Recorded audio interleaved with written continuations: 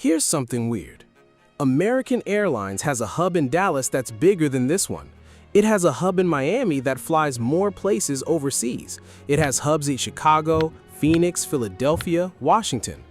But ask the people who actually run American which airport they'd protect with their last dollar, and a lot of them wouldn't say Dallas. They'd say a city most travelers only ever see from a layover gate: Charlotte, North Carolina. And no, I'm not about to tell you Charlotte is the biggest. It isn't. I'll say that flat out right now, so nobody has to type it angrily in the comments.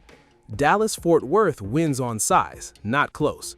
But biggest and most important are two completely different things.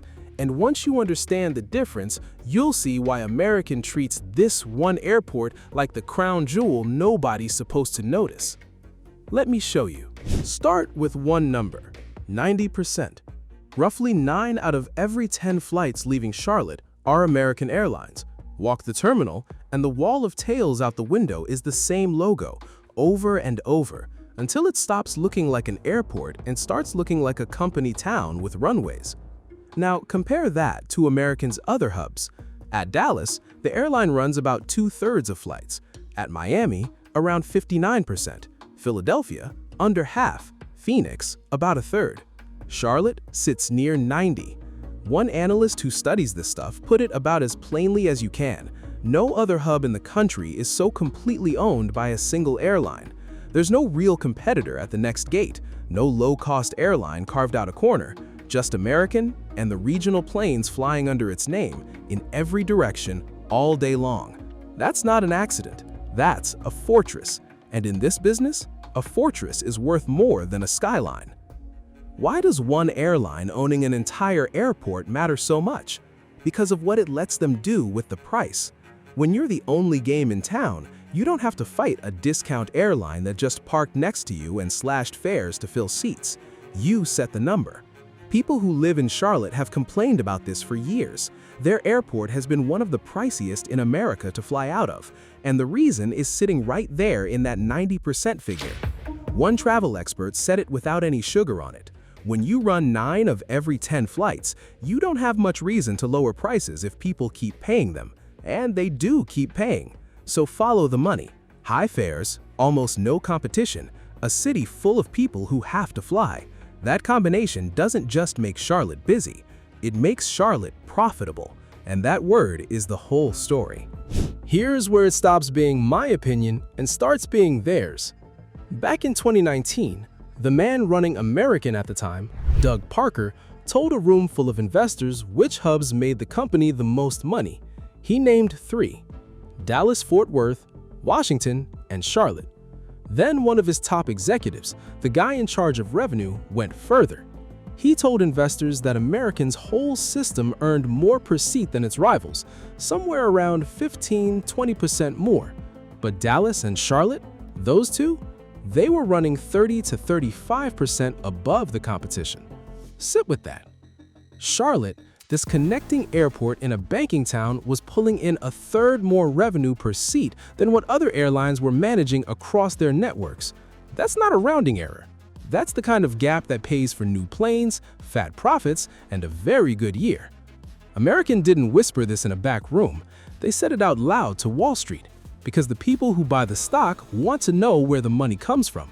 It comes from Charlotte, more than almost anywhere. Now the other half, because profit is 2 things: what you bring in and what it costs you to do it.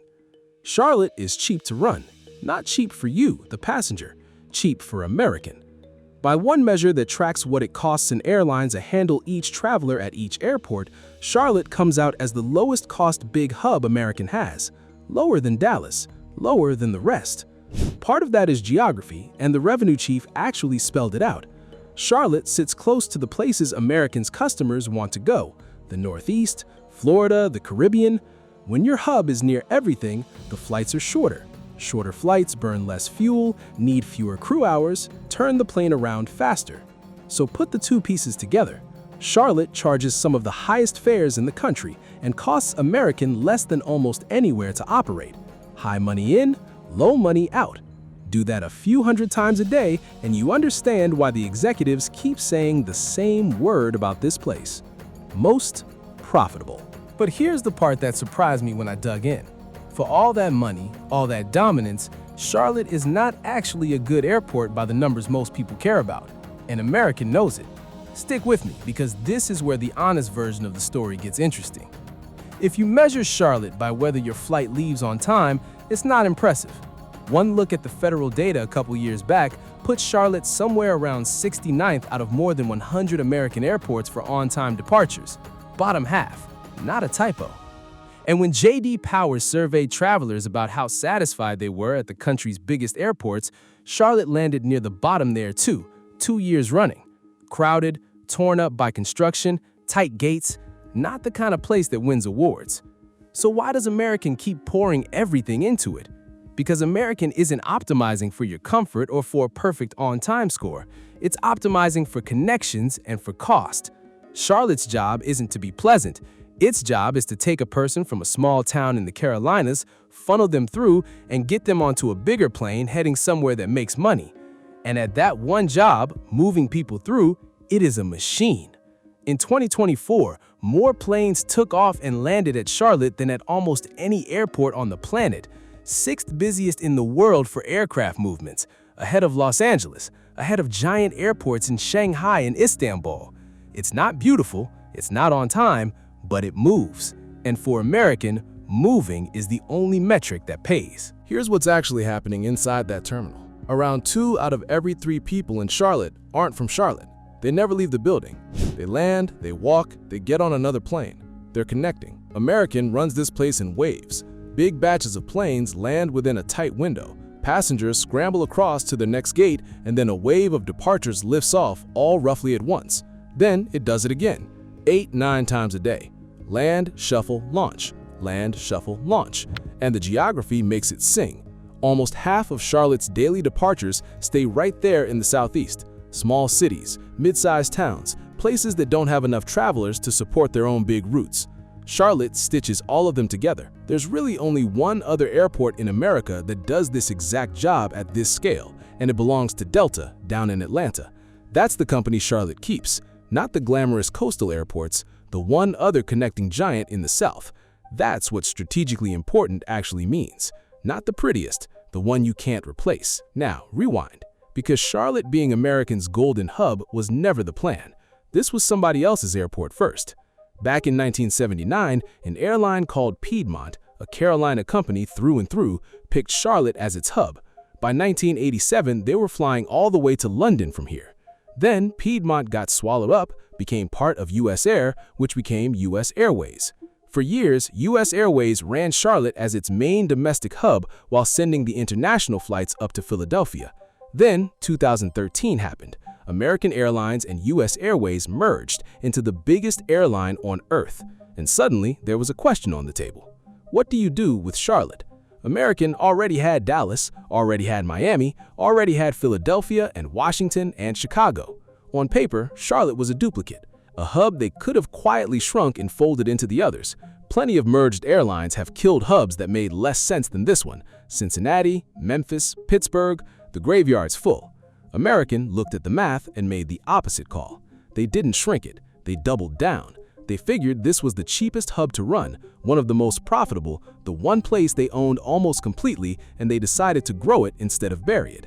That decision is the entire reason we're here. And you can see that decision in concrete and steel today. American has poured construction into Charlotte, a brand new terminal lobby, the biggest passenger project in the airport's history, opened in 2025.